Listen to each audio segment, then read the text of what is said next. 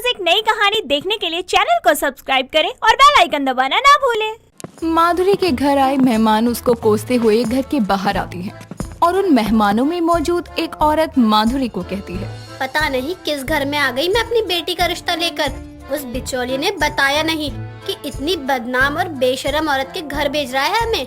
अरे अरे जाओ ना, तुम्हारी बेटी को तो मैं कभी अपने घर की बहू नहीं बनाती। माँ चुप हो जाओ, मोहल्ले वाले सुन रहे हैं। सुनने दे, मैं डरती नहीं हूँ किसी से। डरोगी क्यों? तुमको तो पूरा मोहल्ला जानता होगा कि तुम कितनी बदनाम हो। तुम्हारी पड़ोसन ने हमें आगाह भी किया था कि उस बदनाम के घर में रिश्ता लेकर आई हूँ, लेकिन मैंने उस भली औरत की बात नहीं सुनी। कहाँ है वो भली औरत? वो औरत अपनी नजरें दौड़ाती है, इधर उधर देखती है तो उसको माधुरी के घर के सामने के घर की दूसरी मंजिल पर खड़ी उसकी दोस्त पड़ोसन माला दिखती है, जिसे देखकर वो औरत कहती है, हाँ बहन, तुम्हारा शुक्रिया ऐसी बदनाम औरत के बारे में बताने के लिए। पहले तो मुझे तुम्हारी बातों पर विश्वास नहीं हुआ था, लेकिन जब इस औरत ने मेरे पति पर डोरे डाले मेरे सामने ही, तो विश्वास हुआ। कोई नहीं बहन, अब भला करना तो मेरा फर्ज है। माला की बच्ची, तू मुझे मोहल्ले में बदनाम कर रही है ना? तुझे तो मैं अब सबक सिखाऊंगी। माधुरी गुस्से में अपने छत पर पानी की बाल्टी लेकर जाती है और माला की बालकनी में अपनी छत से पानी फेंकने लगती है। माला ये देखकर जल्दी से अंदर जाकर दरवाजा लगा लेती है और वहीं वो औरत भी अपने पति के साथ वहाँ से चली जाती है। माला की बच्ची, अभी तो अंदर चली गई, कभी तो निकलेगी बाहर, तब बताऊंगी तुझे। मुझे बदनाम करती है ना? जानती नहीं है तू कौन हूँ मैं। माधुरी अपनी छत पर खड़ी होकर चिल्ला रही थी, तभी पीछे से पंकज भी छत पर आता है और माधुरी को कहता है, बस करो माँ, बस करो। आपकी इन्हीं हरकतों के कारण मेरी शादी नहीं हो रही है। अब आपको मेरे लिए रिश्ता देखने की जरूरत नहीं है। मैं अगले हफ्ते ही यहाँ से चला जाऊंगा, दूसरे शहर। तू अपनी माँ को छोड़कर जाएगा बेटा? हाँ माँ, क्योंकि आपने मेरे लिए कोई और ऑप्शन छोड़ा ही नहीं है। अगले हफ्ते अपने कहे अनुसार पंकज दूसरे शहर काम के सिलसिले में चला जाता है। कुछ महीने गुजरते हैं। माधुरी अब भी वैसी ही थी और मोहल्ले भर में बदनाम थी। एक शाम जब माधुरी पड़ोस के शर्मा जी के साथ अपने घर में बैठकर हंसी ठिठोली कर रही थी, उसी वक्त दरवाजे के अंदर पंकज आता है, वो भी एक लड़की के साथ। माधुरी अपनी बेटी को देखकर उसके पास आकर कहती है, अरे मेरा पंकज, तू आ गया? आजा मेरे बच्चे। माँ, ये शर्मा अंकल यहाँ क्या कर रहे हैं?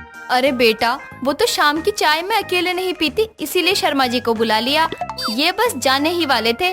अच्छा शर्मा जी, बाद में मिलते हैं। ठीक है माधुरी जी, प्रणाम। शर्मा आंखें चुराते हुए घर से चला जाता है, जिसके बाद पंकज अपनी माँ से बोलता है, खैर जो भी है माँ, मैं यहाँ आपको अपनी पत्नी से मिलवाने आया हूँ। रिया, पैर छुओ माँ के। माँ, ये रिया है मेरी पत्नी और आपकी बहू। माँ जी प्रणाम। दूर रह।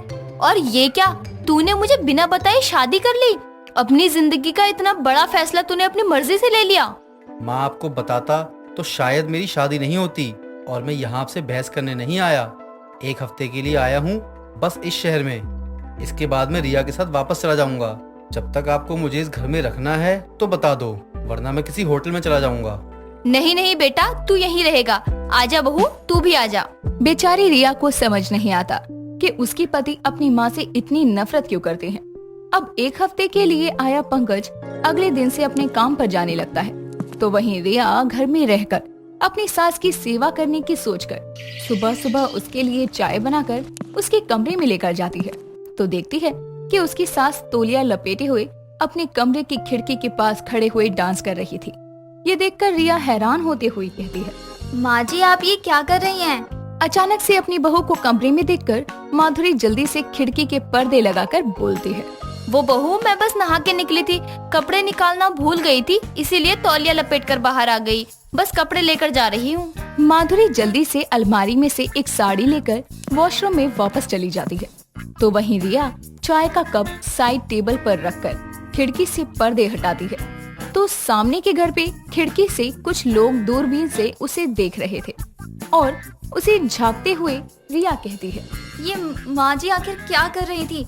और ये लड़के, खैर मुझे बहुत काम है। रिया वापस से पर्दे लगाकर अपने घर के कामों में लग जाती है। कुछ देर में घर का राशन खत्म होने पर रिया हॉल में बैठी अपनी सास के पास आती है और कहती है, माँ जी घर में खाने का सामान खत्म है, आप बता दो कहाँ से लाना है। मैं ले आती हूँ। बहू, ये गली के बाहर वर्मा जी की दुकान है, वहाँ से ले आ जो भी लाना है। पैसे देने की जरूरत नहीं है, बोल दियो कि तुम मेरी बहू है। अच्छा माँ जी, आपका नाम चलता है क्या यहाँ? लगता है आपकी बहुत इज्जत है यहाँ पर। अब इतना भी कुछ खास नहीं है बहू, जा तू ले आ सामान। रिया अपनी सास की बात मानकर वर्मा की दुकान पर जाती है और उससे सारा सामान लेने के बाद कहती है, अंकल, मेरी सास ने कहा था कि मैं उनका नाम ले दूं, पैसे वही देंगी। अरे कौन है तुम्हारी सास? माधुरी। जैसे ही रिया माधुरी का नाम लेती है, चारों तरफ खड़े लोग उसकी ओर देखने लगते हैं। वहीं पर मौजूद माला भी ये सुनकर कहती है, तो आखिरकार माधुरी को बहू मिल ही गई। वैसे सही है, जैसे सास काम चलाती है वैसे ही बहू भी उसी के नक्शे कदम पर है। अरे बहुरिया, तुम इन लोगों की बात पर ध्यान मत दो, बस माधुरी जी को बोलना मैं रात में पैसे का इंतजार करूंगा, आ जाए बस पैसे देने। ठीक है अंकल, मैं माँ जी को कह दूंगी। रिया सामान लेकर घर जाने लगती है तो मोहल्ले के सारे लोग उसे देखकर खुसर पुसर करने लगते हैं। ये देखकर रिया अपने मन में कहती है, जब से मैंने बताया है कि मैं माधुरी जी की बहू हूँ, सारे मुझे ऐसे घूर रहे हैं जैसे ना जाने कोई सेलिब्रिटी हूँ मैं। माँ जी की बहुत ज्यादा इज्जत है इस मोहल्ले में। घर पहुंचकर रिया अपनी सास को जाकर कहती है, माँ जी, वर्मा अंकल रात में पैसे देने की कह रहे थे कि आप दे देना उनको। जरूर बहू, तू चिंता मत कर, बस कुछ भी खत्म हो ले आइयो बेझिझक। चल मैं जरा मोहल्ले का चक्कर लगाऊं। रिया को अपनी बदनाम सास के बारे में अब तक कुछ नहीं पता था, लेकिन रात के समय जब कुछ सामान लेने रिया वापस वर्मा की दुकान के पास जाती है तो देखती है कि वहाँ पर उसकी सास माधुरी दुकान पर खड़े होकर वर्मा को फ्लाइंग किस दे रही थी। ये देखकर रिया बोलती है, हे भगवान, ये मैं क्या देख रही हूँ? माँ जी की इस मोहल्ले में इतनी इज्जत है और यहाँ ये ऐसे काम कर रही है। हे भगवान, माँ जी को रोकना पड़ेगा, खुद की बदनामी हो जाएगी। रिया आगे बढ़ ही रही थी कि तभी पीछे खड़ी माला उसकी ये सारी बातें सुनकर बोलती है, बदनाम औरत की और क्या बदनामी होगी बहू, तेरी सास इस मोहल्ले में पहले ही बहुत बदनाम है और उसके कारण ही लोग तुझे भी उल्टी नजरों से देख रहे हैं। क्या मतलब आंटी जी, ऐसा भी क्या कर दिया मेरी सास ने? तेरी सास मोहल्ले के मर्दों को लाइन देती है, हर किसी से लड़ने लगती है, किसी भी आदमी को घर में बुला के उसके साथ हंसी टिटोली करती है।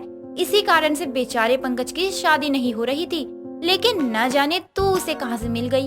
हे भगवान, इतनी बदनाम है मेरी सास। रिया बेचारी ये जानकर अभी सदमे में ही थी कि पीछे से उसको उसकी मौसी की आवाज आती है जो इसी शहर में रहती थी और उससे मिलने उसके घर आ रही थी, और वो मोहल्ले में ही रिया को देखकर बोल पड़ती है, अरे रिया बेटा, यहाँ क्या खड़ी है?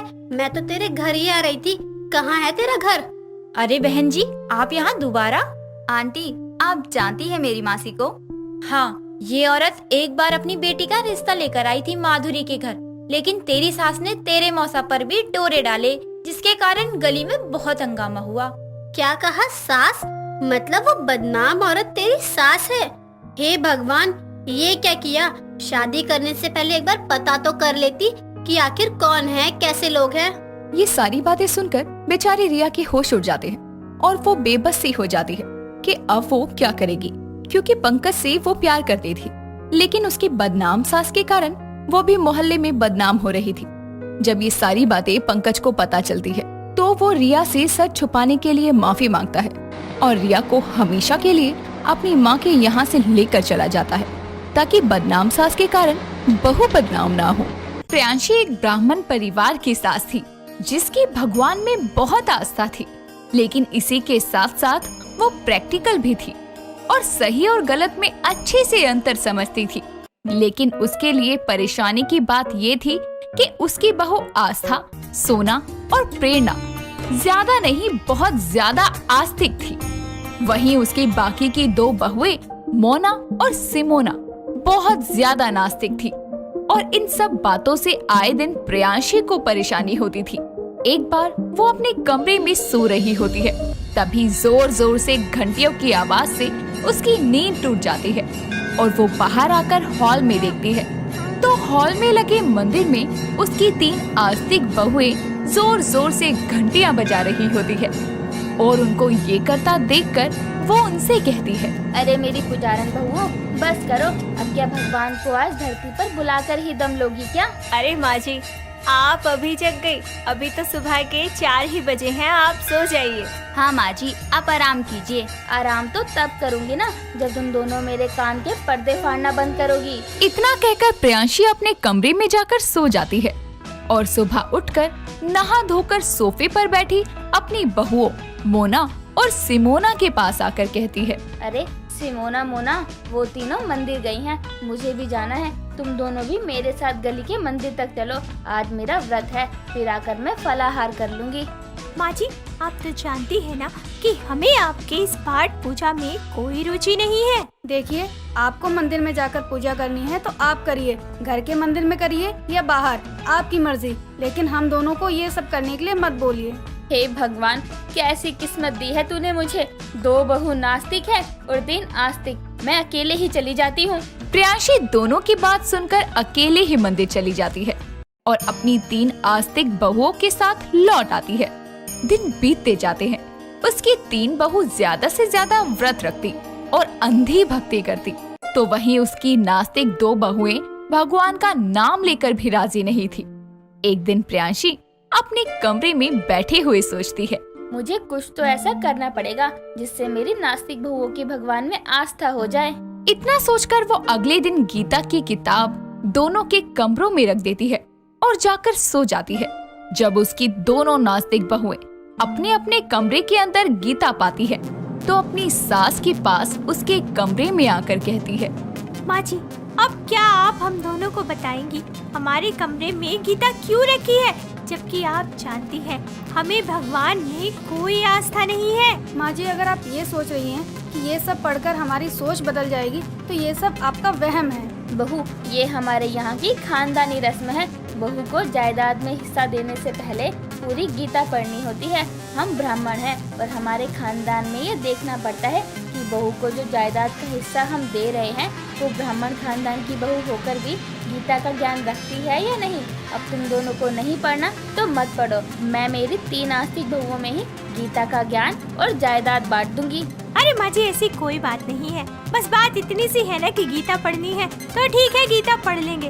बाकी के धर्म ग्रंथ भी उठा के ले आओ, वो भी पढ़ लेंगे। इतना कहकर सिमोना और मोना प्रियांशी के कमरे से चली जाती हैं और पूरी लगन से गीता के सब अध्याय पढ़ती हैं और इसके साथ साथ बाकी कई धार्मिक ग्रंथों को भी पढ़ती हैं, जिसे पढ़ने के बाद उनको हमारे धर्म और भगवान की लीला और माया का ज्ञान होता है।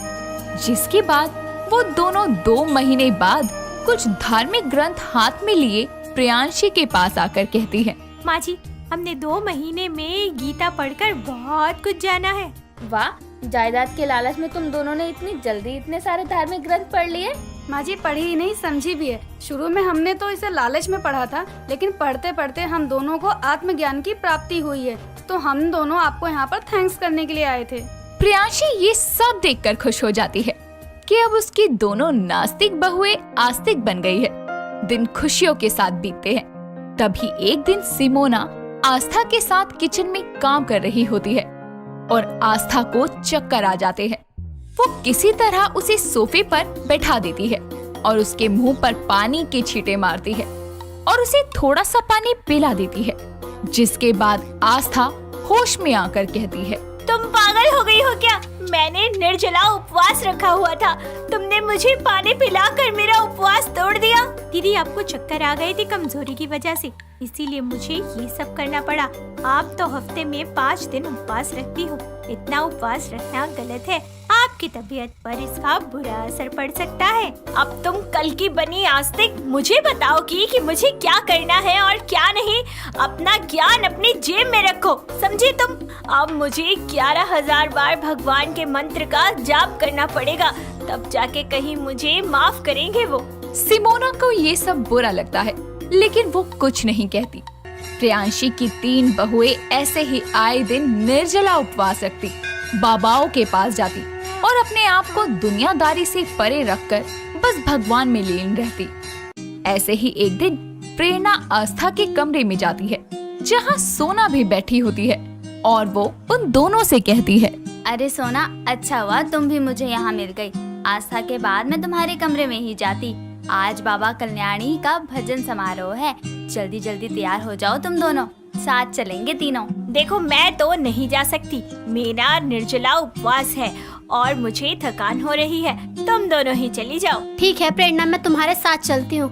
मैं तैयार होकर अभी आई। सोना तैयार होने अपने कमरे में चली जाती है, जिसके बाद प्रेरणा और सोना बाबा के आश्रम के लिए निकल जाते हैं और आस्था को अचानक ही कमजोरी से फिर से चक्कर आ जाते हैं और वो बेहोश हो जाती है, जिसके बाद उसकी सास प्रियांशी और उसकी बाकी की 2 बहुएं उसे हॉस्पिटल लेकर जाते हैं और डॉक्टर उसका इलाज करके सबसे कहता है, देखिए ये अक्सर भूखी रहती हैं, जिस वजह से इनके शरीर में ताकत नहीं है। अगर ऐसा ही चलता रहा तो ये कुपोषण की शिकार हो जाएंगी और इनको कई बीमारियां घेर लेंगी।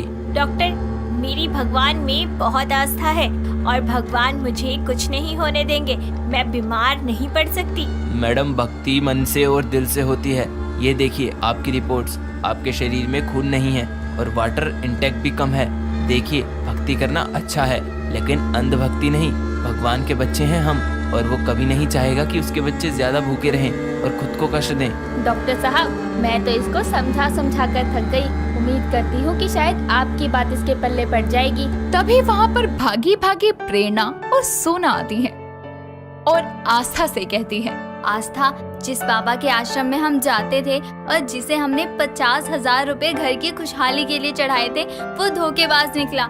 सरकार ने आज उसके आश्रम पर छापा मारा और पता लगा कि वो मानव तस्करी और जिस्म फरोशी का धंधा करता है और हम उसी के आश्रम में 5 दिन रुकने जाने वाले थे महासम्मेलन में। भगवान का शुक्र है कि हम बच गए। अगर हम भी उसके आश्रम कुछ दिन रहने चले जाती और हमारे साथ भी कुछ ऐसा वैसा हो जाता तो हम तो किसी को मुंह दिखाने के काबिल नहीं रहते। अच्छा हुआ कि हम आज गए और आज ही उस नकली बाबा का पर्दाफाश हो गया। ये सब सुनकर प्रियांशी कहती है, देख बहू, भक्ति करना अच्छा है, लेकिन अंधी भक्ति आपको कभी परम सुख और ईश्वर की प्राप्ति नहीं करवा सकती। इसलिए भक्ति करो, लेकिन सही गलत समझकर। भगवान ने हमको दिमाग इसलिए दिया है ताकि हम सही गलत का फैसला कर सके।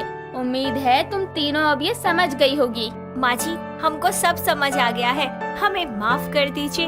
और सिमोना, तुम भी मुझे माफ कर दो। उस दिन तुमने मेरे भले के लिए मुझे पानी पिलाया और मैंने तुम्हें बेकार ही भला बुरा सुना दिया। कोई बात नहीं आस्था, ये सब तो घर में होता रहता है, तुम माफी मत मांगो। जिसके बाद तीनों बहू अपनी सास से माफी मांगती हैं और उसके बाद भक्ति तो करती हैं, लेकिन बस जुबान से नहीं, दिल से भी। और इस तरह हमारी कहानी की सास प्रियांशी अपनी 5 बहुओं को सही गलत का पाठ पढ़ाती है। दोस्तों, अगर आपको ये कहानी पसंद आई तो इसे लाइक करें, शेयर करें और कमेंट करके बताएं कि कहानी में आपको सबसे अच्छा क्या लगा।